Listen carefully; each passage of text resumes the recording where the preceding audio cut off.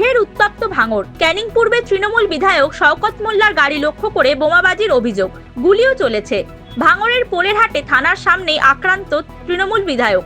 শনিবার রাতে শওকত মোল্লার গাড়ি লক্ষ্য করে গুলি ও বোমাবাজি করা হয় বলে অভিযোগ। যদিও শওকতের গায়ে আঁচড় লাগেনি, তার পিছনের গাড়িতে বোমা লাগায় সেটি ক্ষতিগ্রস্ত হয়েছে। শওকত জানিয়েছেন, শনিবার সন্ধ্যায় দক্ষিণ গাজীপুরের তৃণমূল নেতা খায়রুল ইসলামের উপরেও হামলা হয়। দলীয় কর্মী সমর্থক নিয়ে বৈঠক চলাকালীন রাস্তার আলো নিভিয়ে ওই বৈঠকে হামলা চালানো হয়েছে। খৈরুল ও আরো 4 জন কর্মী জখম হয়েছেন। গাড়িও ভাঙচুর করা হয়েছে। সেই অভিযোগ জানাতেই পোলেরহাট থানা গিয়েছিলেন তারা। অভিযোগ জানিয়ে বাড়ি ফিরছিলেন। থানা থেকে ঢিলছোড়া দূরত্বে যেতেই তাদের উপর হামলা চালানো হয়। আইএসএফ আশ্রিত দুষ্কৃতীরাই হামলা চালিয়েছে বলে অভিযোগ বিধায়কের।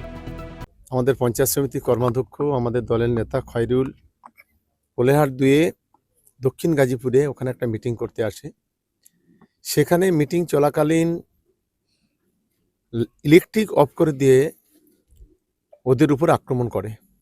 পোলেরহাট থানায় আমরা এফআইআর এর জন্য এখানে আসি। এখান থেকে এফআইআর করে যখন আমরা ফিরছি, থানা থেকে 500 থেকে 700 মিটারের মধ্যে আমার গাড়ি লক্ষ্য করে বোম চাষ করে। সেই গাড়ি আমার গাড়িটা এগিয়ে চলে যায়, পিছনের গাড়িতে বোমটা লাগে এবং গুলিও চালায়। এবং আমরা সঙ্গে সঙ্গে কিছুটা ওই সিটের সাইডে আমরা আত্মরক্ষা করি। তারপর সঙ্গে সঙ্গে থানায় ফোন করি, বড়বাবু সঙ্গে পুলিশ বাহিনী নিয়ে সেখানে উপস্থিত হয়। সম্পূর্ণ আইএসএফ আশ্রিত সমাজ বিরোধীরা, নওশাদ সিদ্দিকী একটা ভণ্ড পীর, সেই পীরের উস্কানিতে এই ধরনের আমাদের উপরে আক্রমণ করছে।